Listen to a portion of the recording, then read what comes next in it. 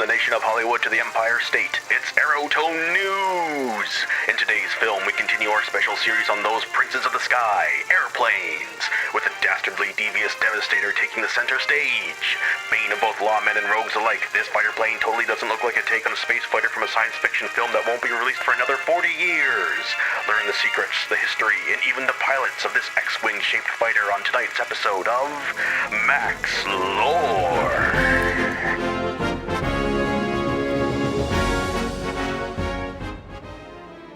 When the United States of America began to collapse in 1930, it took with it the promise of the automobile, that being the means to cross the vast distances of North America with ease. The national highway system, which was under development at the time, fell into disrepair, or parts of which were deliberately sabotaged in the continuous conflicts between the new nations of America. The federal railway system didn't fare much better, as the destruction wrought by the numerous and unending border wars between the states rendered rail transport all but completely unusable. But the needs of commerce had to continue. Goods still needed to be transported from one place to another, and if the solution couldn't be found through conventional methods, then perhaps one could be found in the skies of America.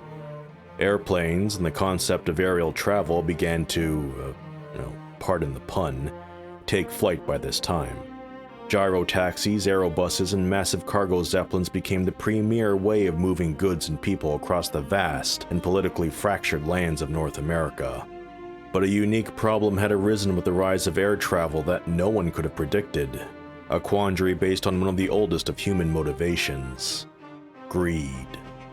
Piracy had returned in force to the world. However, instead of ancient wooden sailing ships on the high seas, these pirates used armed airplanes to hijack cargo zeppelins and make away with their loot to neighboring states, where they could not be prosecuted by their victims. These early successes would lay the foundation for the pirate gangs that would continue to plague honest, and not so honest, traders well into the late 1930s. But the new nation-states of America could not let this stand. Piracy, by its very nature, was bad for business. In order to defend their financial interests, the American nations began subsidizing air wings to defend their territories. In addition, letters of marque were issued to certain pirate groups to ensure the safe transport of the cargo of one nation, while allowing them to attack others, much like the privateers of old. By 1937, the situation in the American skies had stabilized, somewhat. Piracy was tempered heavily by the national militias, but certain bold and enterprising individuals could still hunt down their fortune as an aerial pirate. Of course, if one wishes to indulge in such dangerous but lucrative business, the right kind of plane is needed to attack zeppelins and dogfight effectively against their aerial fighter guardians. One such plane being the Hughes Aviation P-21J Mark III Devastator.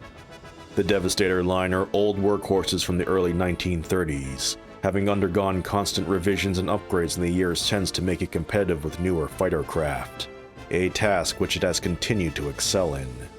What is interesting was that, at the time, experts mocked the Devastator's design, as it had no tail on its fuselage and used a pusher-prop engine, both radical ideas to airplane design at the time. One expert even went so far as to call it the product of a fevered imagination. But they quickly became quiet when the Devastator ended up outperforming every other plane it was put up against during its trial runs. The Devastator's engine was originally a 12-cylinder Wright Cyclone, which gave it a top speed of 230 miles per hour. Perhaps a decent model in its time, but was considered to be underpowered by the mid-late 1930s.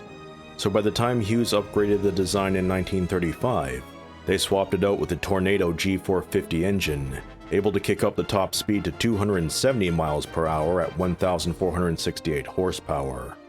It must also be mentioned that the Mark II Devastator had the option to go turbo, as it increased its speed for short bursts at a time, while the Mark III could achieve the same effect by installing an engine equipped with a nitro booster. A plane with a name such as Devastator couldn't really live up to its name if it didn't have the ability to, devastate its targets. Its original Mark I configuration had the plane carry twin Anderson 50 caliber cannons, with the Mark II redesign changing the loadout to 2 dual 30 caliber guns, with the option to be upgraded to 3 dual 30 caliber guns. However, it needs to be noted that the source for the caliber to these machine guns may or may not be accurate, though it would make sense as to why the Mark II could be easily upgraded from 4 guns to 6 if it was. When the Devastator Mark III was introduced, the standard factory loadout was changed yet again to twin dual 40 caliber guns, though like with most planes, they could be changed out afterwards according to the pilot's preference.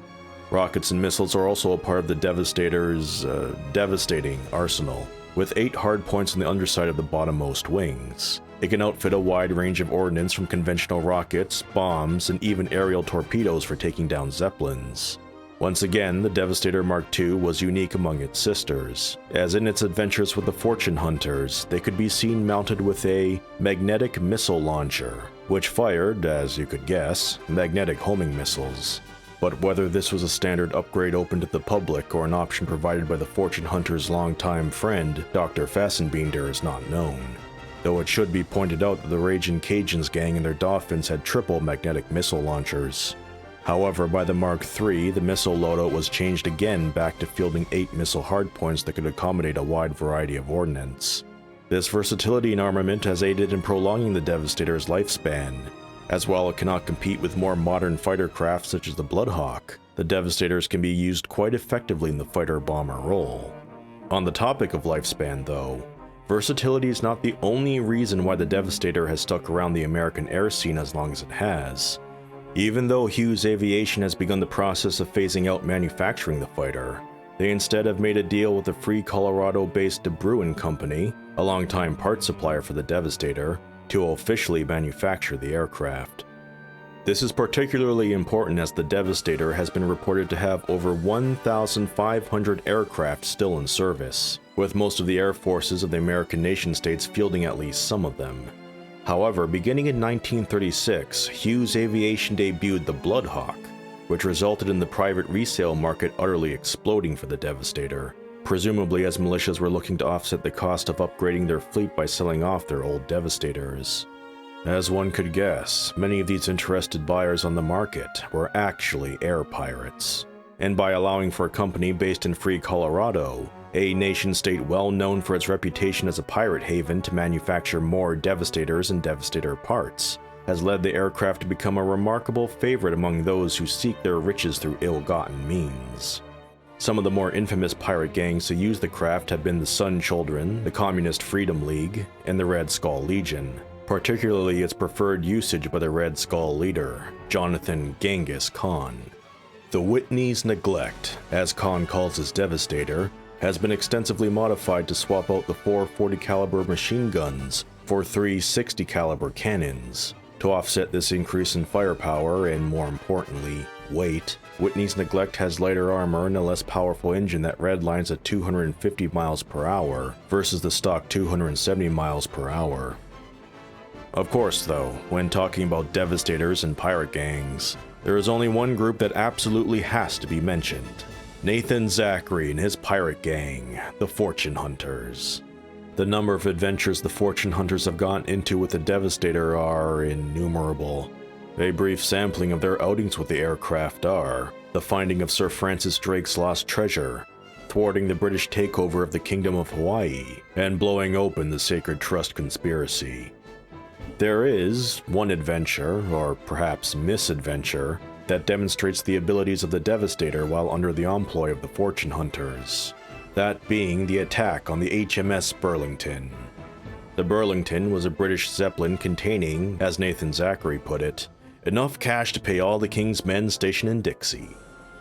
For this heist, Nathan and the Fortune Hunters were working with fellow air pirate Lucas Miles to steal the Zeppelin's money for themselves. The plan, as it was originally intended to be, was to have Lucas and his own Zeppelin attack the HMS Burlington to soften up their defenses, while the Fortune Hunters and their Devastators would take out the British Zeppelin's engines, which would allow them to board and hijack the loot. But Lucas Miles had other ideas. As Nathan Zachary and his gang attacked the Burlington's engines, dodging and engaging the British fighters and machine gun turrets, Lucas maneuvered his Zeppelin between them and the Pandora, the Fortune Hunters' own Zeppelin and home base. Without warning, Lucas fired his broadside cannons into the Pandora, nearly killing her in the opening salvo. Zachary, never one to let shock and awe stun him for too long, ordered his crew to break off the attack on the Burlington to go after Lucas's Zeppelin directly, and easily displaying his trademark quick wit, he began forming a plan to strike back and win the day. The Fortune Hunters would arm the aerial torpedoes aboard their Devastators and make a mad charge towards Miles. Dodging the impressive amount of anti-air fire from his Zeppelin, the Fortune Hunters closed into point-blank range and launched their explosive torpedo payloads. As the aerial torpedoes needed time to arm themselves after launch, they instead penetrated the gas bags of Miles' Zeppelin. And after a short time, they exploded, taking out Zachary's one-time friend in an explosion that Tex, one of the Fortune Hunters flying with Zachary at the time, describing the explosion as the biggest firecracker I've ever seen. And that was the end of Lucas Miles, or so they thought. But that's another, much longer story entirely. In this one battle, we could get a solid view as to the capabilities of the Devastator in its natural environment, that of a swiftly changing aerial battle. To summarize, the aircraft in the hands of the Fortune Hunters was able to swiftly dodge anti-aircraft fire, dogfight effectively with the fighter pilots of the Royal Air Force, and even be able to take out a Zeppelin with its ability to load aerial torpedoes. The Devastator may be old, but she's still got more than enough left in her to put up a solid fight. While Hughes Aviation's Bloodhawk may be the new darling child in its fleet, it follows a path that the Devastator had blazed for it long ago. There is, after all, a reason why there have been at least 3 revisions of the aircraft by the time of 1937. To best summarize the Devastator, let us turn to a quote from Navajo Raider Red Sky, as printed in the spring 1937 issue of Air Action Weekly. Some planes age gracefully and are retired. The Devastator is anything but graceful, and is fighting retirement tooth and nail. A very accurate description of the Devastator indeed.